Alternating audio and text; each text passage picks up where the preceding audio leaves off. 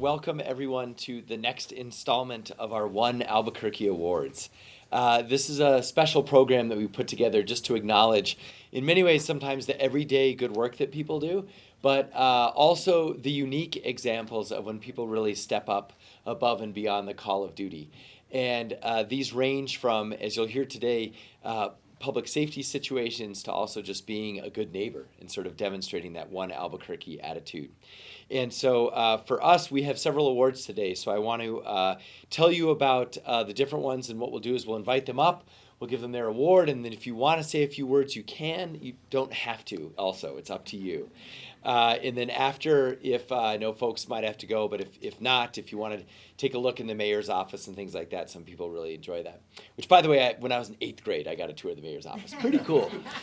So, and it still looks exactly the same, basically.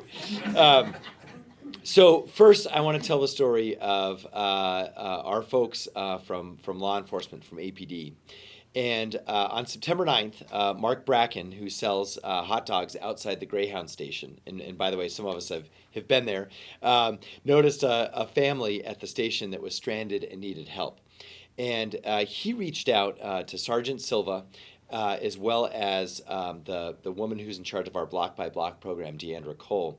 And Sergeant Silva contacted the family and learned that they were stranded here in Albuquerque and they didn't have means to get to Washington State. And so the sergeant reached out to Abraham Placencio with HopeWorks, who coordinated with the faith-based community to put together funds to buy them tickets and get them some food and get them on their way. And so there were other folks involved here, Officer Eisler, as well as Officer Avila, who helped and took the family, also stuffed animals and pizza they purchased with their own money. And their bus didn't leave the station until midnight, but on September 10th, Sergeant Silva contacted our Sergeant Matt Tinney and with the swing shift, and they transitioned, and another group of folks helped them, and eventually the bus took them on to their next destination. But even staff from Greyhound and from Mesa Detention Agency let the family stay in the area overnight just to keep them safe. And so for us, this is really a representation of that one Albuquerque spirit. Different departments, civilians, law enforcement, all working together just to help a family out in a little bit of a tough transition in a time of need. And I think it also shows the effectiveness in many ways of our downtown police district, which we've put together. And it's really, of course, a public safety district that also includes a social worker, and a lot of the folks you see here in uniform are part of that program. And so for us, this is just such a good example that I was thinking about this morning. This isn't the first time Albuquerque has done this. There's stories almost every 6 months of people stepping up to help out some family passing through, which is really, really cool. And I think something that is very special and in many ways unique to the Duke City. So with that, Officer Avila, come on up. Sergeant Silva, come on up. And I know Abraham's here too.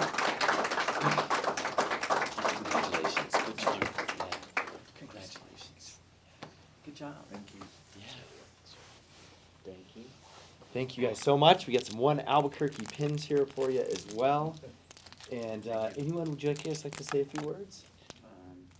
Do you want to? Okay, dive in. So this was really a team effort, and I do consider APD, Pete's group, part of our team. We go out regularly. It's not unusual for us to, for this to happen, because we do go out. We want to let the community know that we're all working together, nonprofits along with the city. So thank you very much. Good job. Thank you. Thank you, Abraham. And so, I think really this is a story about those relationships that have been built, and things that may have gotten overlooked in the past because people were uncomfortable reaching out and were unsure of who to reach out to, are now, that's no longer happening because we have these kind of connections that have built, and these relationships that Mark felt comfortable calling me. He knew who to call. We've had those continued contacts, and so we just hope to continue that with our community policing initiatives. So thank you. Being with the downtown team, it's nice to know that we could turn to St. Marian's and a bunch of resources at any time, and they're available for us. So it's nice that they're on board with us. so we could do what we have to do. Thank you. Thank you. All right, you guys can get that back. Okay, next up, I want to tell you a little bit about Ruth Ganaway. She happens to be 100, and she has continued to be such a good example of all things volunteering. And so she volunteers for numerous organizations over the last decades. And every Wednesday, she still delivers meals for our Meals on Wheels program. She's often at her church and coordinates the monthly newsletter mailing. And until recently, Ruth was also the Thursday surgical waiting room hostess at Presbyterian Hospital. And she also collects recyclables for Explora Arts and Crafts, which my kids use. We're there often. And she also collects clothing for the Bargain Box. And so, Ruth, we just want to thank you for just living the life of volunteerism. Come on up, and you have earned your... Or we'll deliver. Okay. So, sure. Thank you. Congratulations.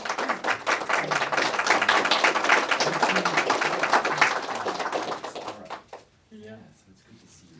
There's a little pin. Thank you so much. When's your birthday? When is it? Yeah. May 25th. May 25th. Nice. All right, we'll see you for 101. Okay. Lastly, we also want to talk about, and I'm going to apologize in advance for last name pronunciation. We're going with Fito, but tell me how to pronounce last name. Howdy. I'm way off. All right.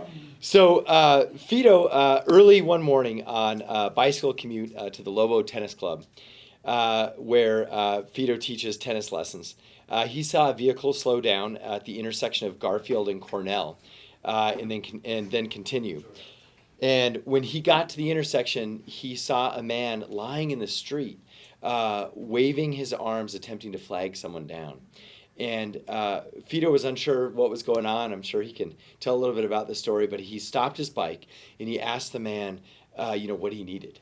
And that alone, by the way, is such a special act. So I just want to mention, in terms of role modeling, like stopping and asking is what we all should be doing. But he took it a step further. The man, it turned out, had fallen in a hole in the dark, and he'd broken his leg. And so Fito actually dragged him out of the intersection, called 911, and then waited until the paramedics arrived to help him. And so if it were not for Fito, that situation, just because of traffic and things, often, could have resulted in his death because of getting hit by a car. So we want to recognize Fito for his act of kindness and for saving that gentleman. Come on up. Congratulations. Good job. Thank you. You want to say a few words? Sure. Where's my speech? I lost it. No, to be honest, I wasn't prepared to talk, but it was a really crazy morning. I was riding to work. It was 5:30 a.m. It was really dark, and I saw some cars driving like around this guy, right? So to be honest, he was, it's really close to Central. Like I was like, what's happening was this guy was screaming actually at one point. So I stopped and I was like, hey, are you okay? And he actually said, hey, my leg is broken. I was like, what do you mean your leg is broken? And then I got closer and I actually look, and his leg was totally looking to the opposite side. So I asked him, oh my God, we have to get you out of the street, because he was in the middle of the street. So he was trying to get to the other side. He was trying to get to his friend's house 2 blocks away. And I was like, look, man, there is no way I can carry you for 2 blocks with a leg looking like this. We need help. So I asked him, like, where's your phone? Where's your wallet? And all he said was, it has been a long night, man. I'm coming from the bar. So I was like, okay. So I called 911. They sent an ambulance. They trusted me to the fire department. They stood with me. They were like, is the guy bleeding? I was like, no, it's okay. Is the guy unconscious? I was like, no, he's actually screaming. And then they were like, okay, you have to do 2 things. 1, he cannot go to sleep. You have to make sure that he's conscious. And number 2, you have to drag him out of the street. He was in the middle. So I did that. I pulled him out. And then they didn't let me give him any water as well. I was like, oh, that's weird, but I don't have any water with me, so that's good. So yeah, they basically, so I was trying to make a conversation with him because he was in a lot of pain. And they show up in less than 10 minutes, really fast, thank God. I didn't know what to do. I was running out of conversations, to be honest. Well, yeah, basically they took care of him. And I actually asked, why no water, right? Like, and they told me that he was gonna go straight into surgery, so they didn't want any liquids with him. Yeah. So yeah, that was it. Interesting morning, though. Good job. Oh, thank you.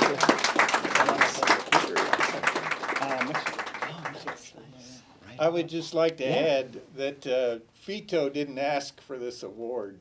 He had to be persuaded to let me nominate him for this award, and he reluctantly did so. And he has with him today his assistant men's Lobo tennis coach, who worked with him when he was a star tennis player at UNM, and Bill Thompson, who is a star tennis player himself, that all came to support him. Right on. Thank you. Thanks for seeing down too. Thank you, man. Yeah, yeah. I like that. Good, good.